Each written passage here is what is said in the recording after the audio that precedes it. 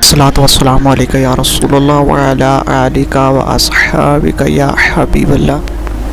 اللہ کریم نے نا آگے ایک اور مثال بیان کی۔ یہ جو بہت سارے لوگوں کے دلوں میں خیال آتا ہے نا، قبروں میں جائیں گے، ہڈیاں گل جائیں گی، سڑ جائیں گی تو کیسے اٹھیں گے؟ تو اسی پارے کی آیت نمبر 259 میں اللہ تعالیٰ نے ہمارا وہ مسئلہ بھی حل کیا اور دو واقعات تفصیل کے ساتھ تیسرے پارے میں بیان فرمائے۔ اللہ کریم فرماتے ہیں کہ کیا آپ نے اس شخص کو نہیں دیکھا کہ جو ایک ایسی بستی پر سے گزرا وَهِيَ خَاوِيَةٌ عَلَىٰ عُرُوشِهَا، جو اپنی چھتوں کے بل گری پڑی تھی، یعنی بستی تباہ ہو گئی تھی۔ وہ آدمی وہاں سے گزرا، وہ حضرت عزیر علیہ السلام تھے۔ بہت سارے مفسرین کے نزدیک بعض نے یہ لکھا ہے کہ چونکہ یہاں اللہ نے کسی کا ذکر نہیں کیا تو ہم بھی کسی کو مخصوص نہیں کرتے، لیکن کثیر کی تعداد یہ ہے کہ حضرت عزیر تھے۔ آپ گزرے ایک بستی میں تو آپ نے دیکھا کہ وہ بستی تباہ حال ہو گئی ہے اور زمین پلٹ دی گئی ہے، چھتوں کے اوپر لوگ مرے ہوئے پڑے ہیں۔ تو آپ کے دل میں خیال آیا کہ یا اللہ تو انہیں کیسے زندہ کرے گا بعد موتہا، مرنے کے بعد؟ خیال آیا، اللہ کریم نے نا انہی پہ موت طاری کر دی، حضرت عزیر علیہ السلام پہ۔ ان کے پاس تھوڑا سا کھانا تھا، ایک گدھا تھا، درخت کے نیچے لیٹ گئے گدھے کو باندھ کے۔ اللہ تعالیٰ نے ان پر نیند طاری کی اور وہ 100 سال تک سوتے ہی رہے۔ وہ بے آباد بستی آباد ہو گئی، وہاں شہر آباد ہو گیا، دنیا آباد ہو گئی، زمانہ آباد ہو گیا۔ آپ جب سوئے تو آپ کی عمر مبارک 40 سال تھی۔ 100 سال کے بعد اٹھے، ثم بعثا، جب اٹھے قال کم لبثت، اللہ نے فرمایا کتنی دیر سوئے؟ قال لبثت یوما او بعد یوم، کہنے لگے یا ایک دن سویا ہوں یا دن کا تھوڑا سا حصہ۔ تو رب کریم نے فرمایا نہیں، آپ تو 100 سال تک سوئے رہے۔ فرمایا وہ دیکھو ذرا گدھے کی طرف، وہ گدھا جو تھا نا ان کا وہ گل سڑ گیا، ہڈیاں بکھر گئیں، اور وہ جو کھانا تھا نا، پھل تھے، شربت تھا، سالن تھا، اس کا حال یہ ہے کہ لم یتسنہ، وہ باسی بھی نہیں ہوا۔ یہ ہے میرے رب کی قدرت، جس نے پہلے گل سڑ جانا تھا وہ باسی بھی نہیں ہوا، اور وہ گدھا اس کی ہڈیاں بھی بکھر گئیں۔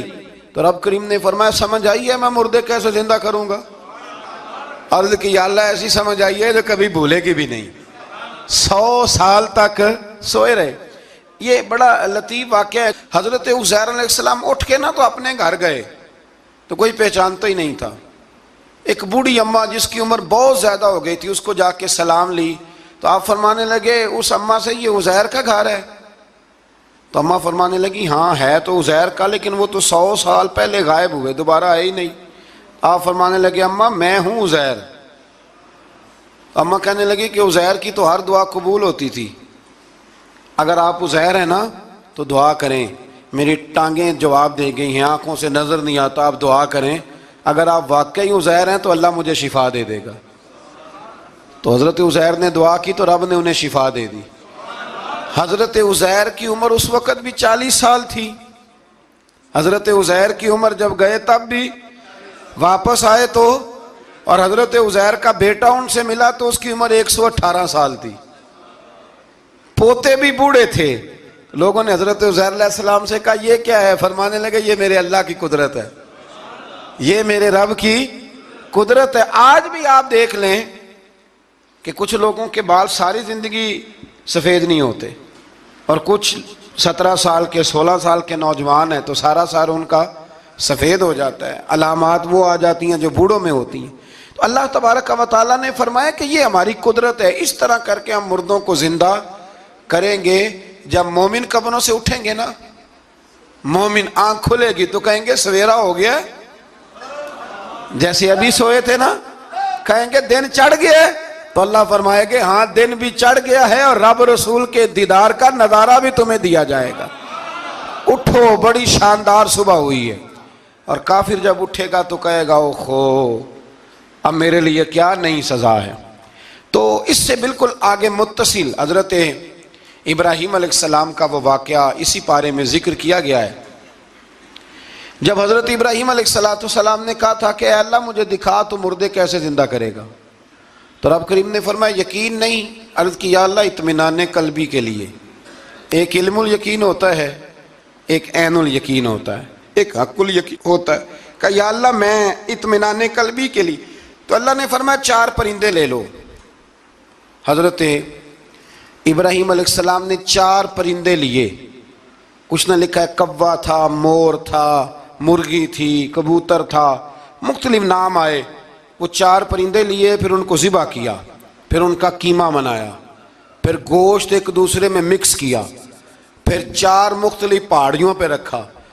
اللہ نے فرمایا مکس ہو گئے نا آپس میں, اب تم آواز دو. حضرت ابراہیم نے آواز دی اور رب نے زندگی دی.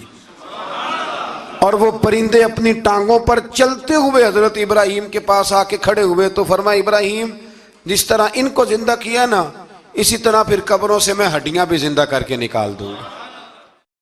دوستو ویڈیو اچھی لگے چینل کو سبسکرائب, لائک, کامنٹ اور شیئر کرنا نہ بھولیے گا. جزاک اللہ.